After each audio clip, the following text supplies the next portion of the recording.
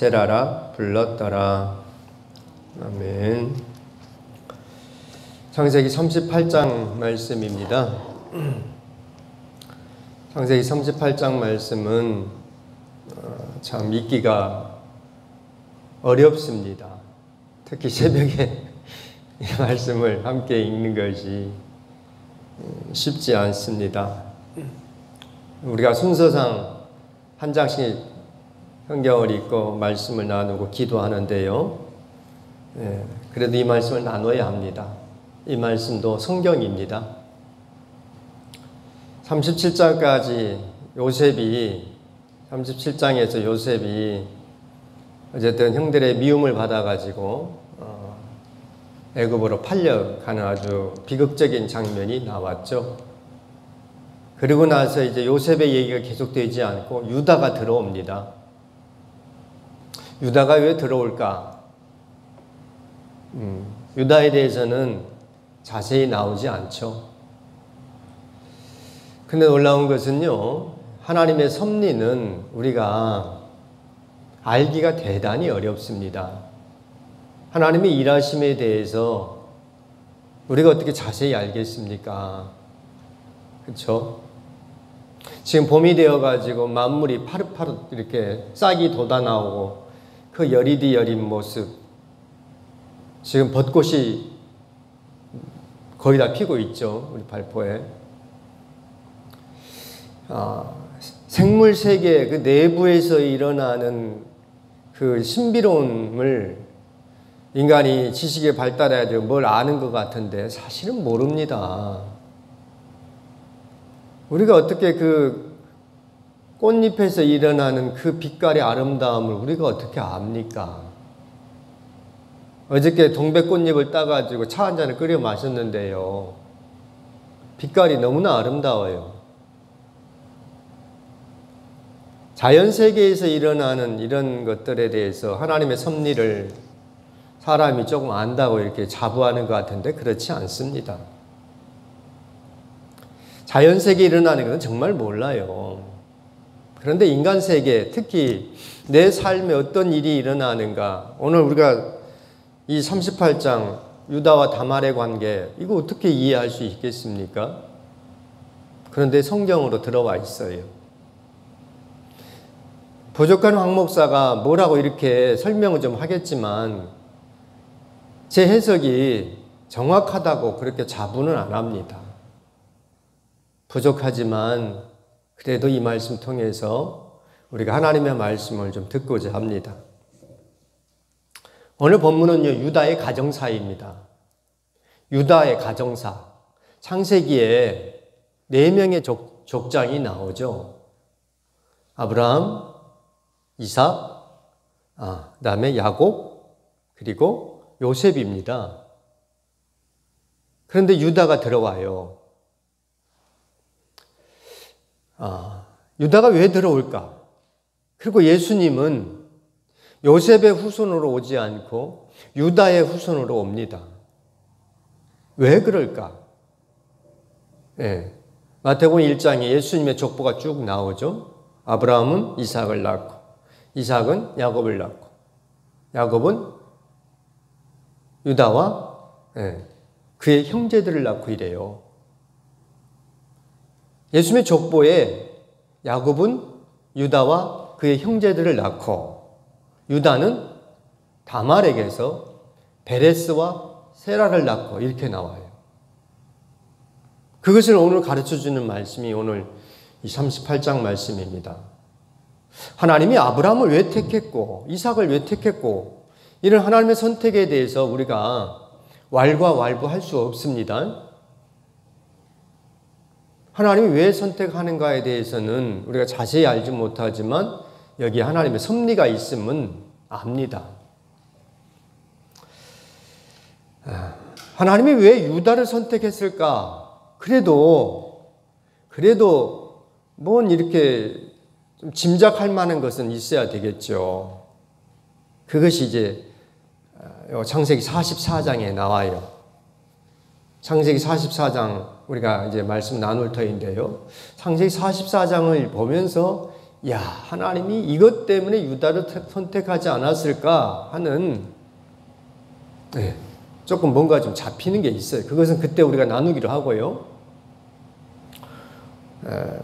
오늘 말씀이 왜 성경에 들어갔고, 그리고 유다는 다말에게서 베레스와 세라를 낳았고 해서 이렇게 예수님의 족보가, 예수님의 계보가 예수님을 낳기까지 이런 과정이 있는가 하는 것을 우리가 오늘 이 본문을 통하여서 조금이나마 이해를 하려고 합니다. 오늘 말씀 내용은 이런 거죠. 유다가 형제들에게서 떠나 내려갔다 그럽니다. 1절 한번 읽어보죠. 1절. 그 후에 유다가 자기 형제들로부터 떠나 내려가서 아둘람 사람 히라와 가까이 하니라 그럽니다. 내려갔다 하는 것은 뭔가 좀 문제가 있는 겁니다. 그런 암시를 하는 거예요. 올라갔다 하면은 이건 뭔가 좀 좋은 일이 있는 거예요. 내려갔다. 형제들로부터 내려갔다 그럽니다. 오늘 본문의 내용은 썩 아름답지 않죠. 유다가 누구하고 가까이 하느냐?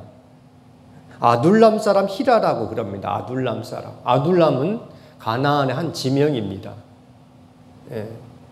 그러니까 이방인하고 이제 어울려 지낸 거죠. 그래서 누구를 아내로 맞이하느냐? 아내 이름이 나오지가 않죠. 2절도 읽어보겠습니다. 유다가 거기서 가나안 사람 수아라 하는 자의 딸을 보고 그를 데리고 동침하니 그래요. 유다의 부인 이름이 없어요. 그냥 수아의 딸이다 그럽니다. 그래서 유다가 이 수아의 딸과 결혼을 해서 아들을 셋을 낳죠. 엘, 오난, 셀라. 이렇게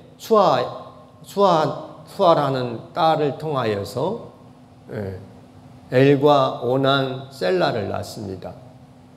그리고 큰아들 장자 엘을 위해서 며느리를 데려오죠. 그 며느리 이름이 다말입니다.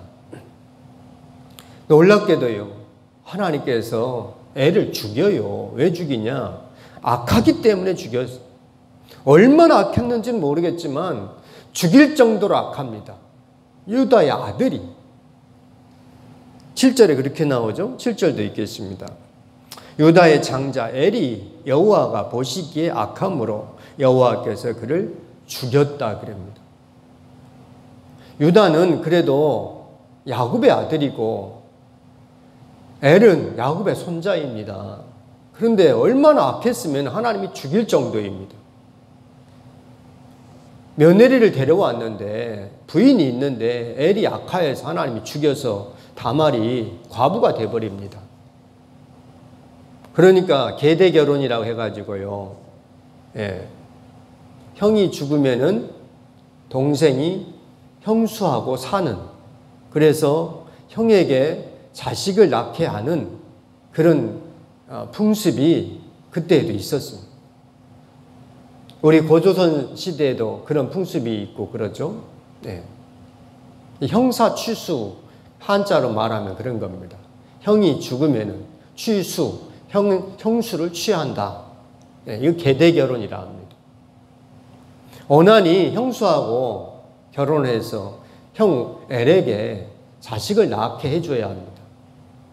근데 이 오난이 다말하고 관계를 하는데 말하기가 어렵죠. 땅에다 설정한다 그럽니다. 다말 몸에 자기의 아무튼 정기를 주어서 형의 자식을 보도록 해야 되는데 엘과 오난이 얼마나 사이가 안 좋았는지 이 오난이 형수와 관계하면서 땅에다 그냥 설정을 합니다. 자식을 못 낳게 해요. 그래서 하나님이 이 오난도 죽여버립니다. 그러니까 엘과 오난이 얼마나 악했는가 하는 것은 그냥 악해서 죽였다 하는 것으로 끝이 나는 거예요. 이게 유다의 자손입니다. 유다의 자손이. 우리가 믿는 사람으로서 자식 농사 해보지만 저도 목사지만요 잘 안 돼요. 잘 안 된다고 해가지고 참 실망도 할 때가 있고 그러죠. 그런데 어쨌든 이거 보면은 좀 위로가 돼요. 유다의 자손이 큰아들 엘이 하나님 앞에서 악해서 하나님이 죽일 정도로 악합니다. 엘과 오난은 형제 관계인데 오난이 형한테 자식을 주지 않겠다 해서 땅에서 설정할 정도로 형제 관계가 아주 안 좋습니다. 그리고 그 오난조차도 하나님이 죽입니다. 세 번째 아들 셀라가 있는데요. 셀라는 좀 어려가지고 무엇보다도 유다가 이제 더 두려운 겁니다. 셀라마저 죽을 것 같으니까. 그래서 다말에게 너희 친정집으로 가서 셀라가 클 때까지 기다리라 합니다. 셀라가 장성했어요. 이제 결혼해서 가정을 이루고 어쨌든 다말과 이렇게 관계해서 엘의 후손을 잇도록 해줘야 하는데 유다가 셀라를 다말에게 주지 않는 겁니다. 이때부터 이제 오늘 본문이 시작이 되는 거예요. 다말이 어떻게 하는가? 오늘 우리가 나눌 말씀은요 26절입니다. 26절 읽고 오늘 말씀을 좀 더 나누겠습니다. 26절. 유다가 그것 같이 읽죠? 유다가 그것들을 알아보고 이르되 그는 나보다 옳도다. 내가 그를 내 아들 셀라에게 주지 아니하였음이로다 하고 다시는 그를 가까이 하지 아니하였더라. 그는 나보다 옳도다. 이게 무슨 말입니까? 다말이 자기보다 옳다 하는 겁니다. 다말이 왜 자기보다 옳다 이렇게 했을까? 그 말씀, 이 내용은 이런 거죠. 다말이 이제 셀라가 장성해서 시아버지가 자기한테 이제 셀라를 줘야 하는데 안 주고 그냥 있으니까 다말이 유다하고 관계해서 유다의 자식을 임신하게 된 겁니다. 유다가 양털을 깎으러 내려왔다는 소식을 듣고 다말이 과부의 옷을 벗고 변장하여서 창녀로 변장하여서 유다하고 관계한 겁니다. 유다는 자기 아내가 수아의 딸이 죽음으로 말미암아서 남자의 어떤 이 힘을 이걸 어떻게 하면 해소하려고 창녀를 구한 거죠. 근데 그것이 그 창녀가 다말인지는 생각지도 못한 겁니다. 왜? 밤에 들어가니까. 우리처럼 이렇게 전기가 발달해가지고 얼굴을 보이지 않죠. 새까만 상태에서 그냥 자기의 욕구만 하고 끝난 겁니다. 다말은요, 왜 유다와 관계에서 끝까지 유다의 후손을 보려고 했을까? 이것이 오늘 본문입니다.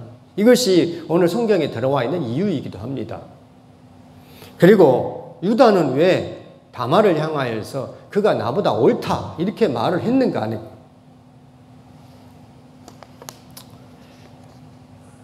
유다 며느리 다말은요, 수단 방법을 가리지 않고 자식을 낳으려 합니다. 누구 자식을 낳으려 합니까? 유다 자식을 낳으려고 하는 겁니다. 그것이 시동생이든 시아버지든 관계하지 않고 어쨌든 유다 자식을 낳으려고 합니다. 우리가 이것에 대해서 우리 정서와 성경도 금합니다. 시아버지와 관계하는 것을 성경은 금합니다. 시아버지하고 관계하면, 며느리하고 관계하면 그들을 죽이라 합니다. 그것이 레위기 법이에요. 그런데 어떻게 유다는 하나님의 말씀은 유다를 통하여서 다말이 자기보다 옳다 이렇게 말하는가 하는 거죠. 여러 이제 성경학자나 이제 주석학자들은요, 다말이 자식을 낳는 것에 수단 방법, 물불을 가리지 않은 것에서 다말을 아주 이렇게 좋지 않게 여깁니다. 그런데요, 다시 보면 왜 이것이 성경에 들어와 있고 왜 하나님은 다말을 통하여서 유다의 후손을 이렇게 이어가시는가 하는 것을 그는 나보다 옳다 하는 이 말씀을 통하여서 우리가 보고자 합니다. 다말은요, 자기가 자기의 정욕 때문에 남자하고 자고 싶어가지고 유다를 꼬신 것이 아닙니다. 유다는 나이가 많은 사람이죠. 다말이 정욕이 있어서 남자하고 자고 싶어가지고 정말 창녀가 되어가지고 그렇게 한 것이라면은 다말은 비난받아야 합니다. 그런데 다말은 그렇게 하지 않고요, 유다의 자손을 낳으려고 합니다. 유다가 대단한 영적인 거인이기 때문에 유다의 후손을 보려고 했는지 어땠는지는, 또 유다가 돈이 많아가지고 그래서 어쨌든 이렇게 하려고 했는지 그렇게까지는 우리가 여기 볼 수가 없습니다. 유다가 형제들부터 내려간 것을 볼 때 어쨌든 유다의 영적인 상태는 별로 좋지가 않아요. 그리고 창녀하고 관계할 정도의 그런 모습은 그렇게 아름답지 못합니다. 그럼에도 하나님은 유다의 말을 통하여서 그는 나보다 옳다 하는 말씀을 통하여서 어찌됐든 다말은 유다의 며느리가 되어서 유다 가문의 혈통을 이으려고 하는 그 마음이 있다 하는 겁니다. 우리가 이것을 봐야 합니다. 다말을 비난할 수가 있습니다. 수단 방법 가리지 않고 자식을 봐야 되겠다 하는 이렇게 보면은 다말은 비난받아야 하겠습니다. 하지만 유다 가문에 시집을 온 다말은 어찌됐든 자손을 이으려고 하는 그 마음을 우리가 보면서 오늘 우리가 정말 주님 앞에서 의지를 분명히 세워야 되겠다는 겁니다. 이것이 하나님의 뜻이고 이것이 하나님의 말씀이라고 하면은 우리는 어쨌든 무슨 일이 일어날지라도 그 길을 가야 되겠다는 겁니다. 그래서 오늘 469장 찬송을 한 거예요. 내 주 하나님 주만 따라 가게 하소서. 주님께서 이사야를 통하여서 이렇게 말씀하시죠. 주께서 심지가 견고한 자를 평강하도록 지키시리니 이는 그가 주를 의뢰함이니이다. 그래요. 우리는 어떤 세상에 어려운 일이 있다 할지라도 지금 다말이 그렇잖아요. 자기 남편 엘이 죽었어요. 시동생이 들어왔는데 그 시동생이 또 좋지 않아가지고 그 시동생도 죽어버렸습니다. 다말은 참 불행한 여자죠. 그럼에도 불구하고 다말은 어떻게 해서든지 어쨌든 유다의 가문을 잇도록 하죠. 그래서 유다마저도 꼬신 거죠. 그 순간을 본 거죠.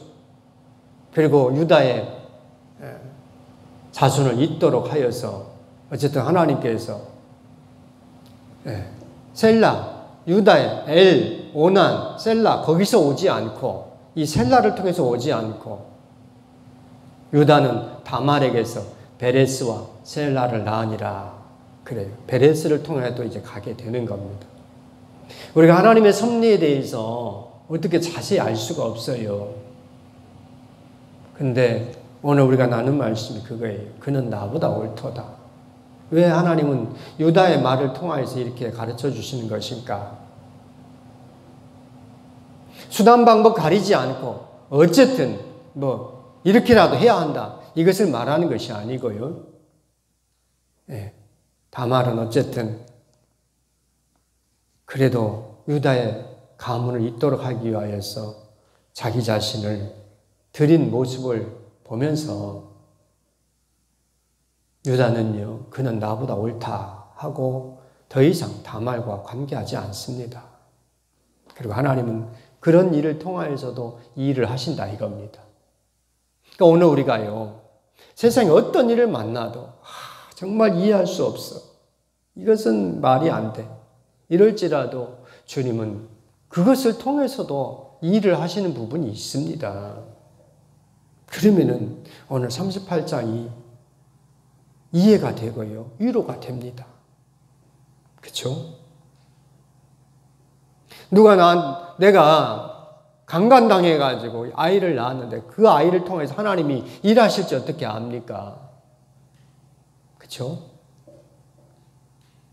이 일을 통하여서도 하나님이 일을 하시는데, 그러니까 우리는 실망하고 낙심하고 해서 믿음을 저버리고 포기하고 이렇게 하면 안 된다 이거예요.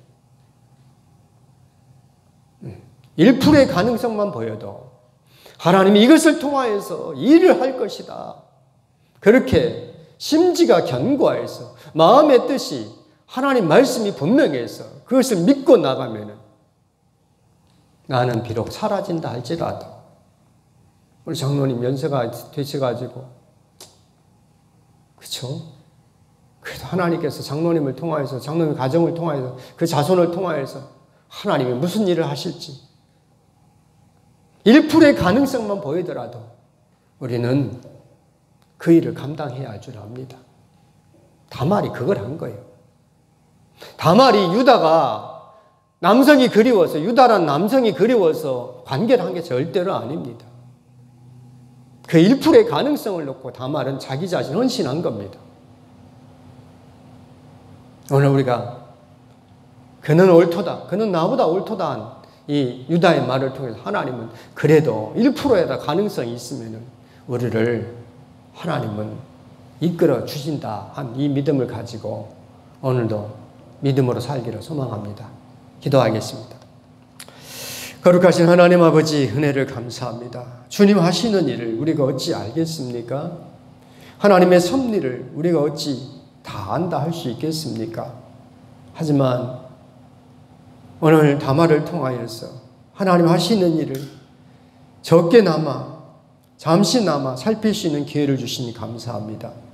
우리 인생 가운데 이해되지 않는 부분이 있다 할지라도 하나님 아버지, 주께서 우리를 통하여서 하실 일을 기대하면서 그 1%의 가능성을 보고 나아갈 수 있는 심지가 견고한 자가 다 될 수 있도록 인도하여 주시옵소서. 주님께 맡기고 평강의 삶을 살 수 있는 우리 장로님과 우리 모든 성도들 다 되게 하여 주시옵소서. 예수님의 이름으로 기도드립니다. 아멘.